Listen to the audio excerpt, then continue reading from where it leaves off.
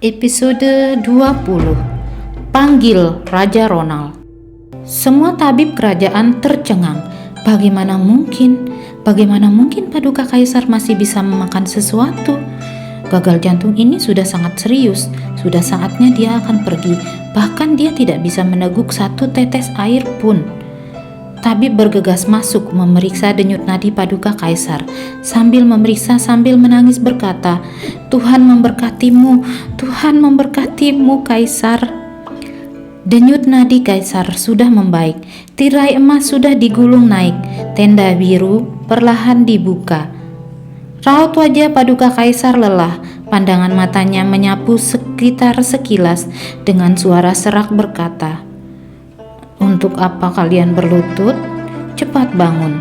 Suara itu meskipun bagi suara dedaunan yang jatuh begitu ringan dan tak berdaya, tapi ketika terdengar di telinga semua orang, mereka semua terkejut. Semua orang menunjukkan ekspresi terkejut. Setelah memberi hormat, kemudian bangkit berdiri. Paduka Kaisar menghela napas lega. Warna ungu di bibirnya perlahan memudar. Melihat sekilas kemudian berkata, Mana Raja Ronald? Kasim Arthur bergegas berkata, Raja Ronald terlalu mengkhawatirkanmu. Dia pingsan, sekarang sudah dipapah ke aula samping untuk beristirahat. Panggil dia kemari. Paduka Kaisar menepuk-nepuk kepala Lucky, kemudian mengeluarkan senyum hangat.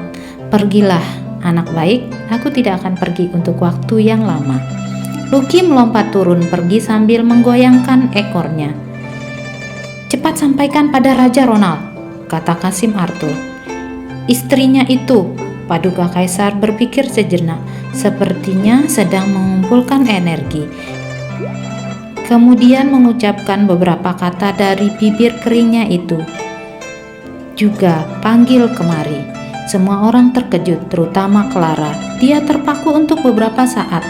Paduka Kaisar ingin melihat Ipon. Karena Paduka Kaisar telah membaik, maka Kaisar Mikhail harus membubarkan orang di luar. Semua pangeran sudah keluar dan pergi ke aula luar untuk menunggu.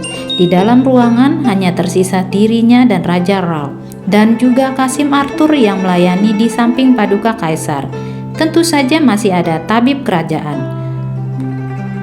Di aula samping, Ronald tidak terbius terlalu lama. Ipon tidak menunggu panggilan dari Paduka Kaisar. Raja Ronald sudah tersadar.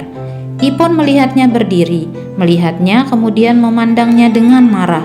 Melihat ada niat membunuh di pandangan matanya itu, Ipon tidak memiliki kekuatan untuk melawan lagi, hanya tersenyum menyedihkan. Jika ingin bunuh, maka bunuh saja, jangan banyak omong kosong. Pintu didorong terbuka dan dengan cepat orang istana berlari masuk. Raja Ronald, Permaisuri, Paduka Kaisar memanggil kalian. Tangan Ronald telah terangkat ketika mendengar perkataan orang istana itu. Dia terpaku sesaat. Paduka Kaisar. Orang istana itu dengan gembira berkata, Iya, Paduka Kaisar. Paduka Kaisar sudah membaik, ingin bertemu denganmu. Sebelum memasuki aula bagian dalam, Ipon menarik napas dalam-dalam. Merasa bahwa lukanya mulai terasa sakit, pusingnya juga makin parah, merasa kedinginan, dia menggigil tapi wajahnya malah panas. Ipon tahu bahwa dia mulai demam tinggi. Ronald membuka tirai dan masuk ke dalam. Tirai manik-manik itu menghantam wajah Ipon. Rasa sakitnya jelas terasa, tapi dia tidak berani menunjukkannya. Hanya mengikutinya langkah demi langkah. Ruangan sangat hening. Paduka Kaisar melihat mereka masuk. Wajahnya tidak terlalu lembut. Dia memiliki harapan tinggi untuk Raja Ronald, tapi dia sangat kecewa dengan kejadian sembrono saat berada di rumah putri. Seberapa baik kemampuannya, jika perilakunya tidak baik, maka tidak akan bisa melakukan hal besar. Hanya saja, Raja Ronald juga tahu bahwa Paduka Kaisar sayang padanya. Sekarang kondisinya sudah membaik, jadi dia ingin menemaninya. Sebagai cucu, tentu saja dia tidak akan menentang kemauannya. Keduanya berlutut di depan ranjang Paduka Kaisar. Ronald memandangi Paduka Kaisar yang terjaga, pandangan matanya menatap tidak percaya. Matanya juga perlahan menjadi berair.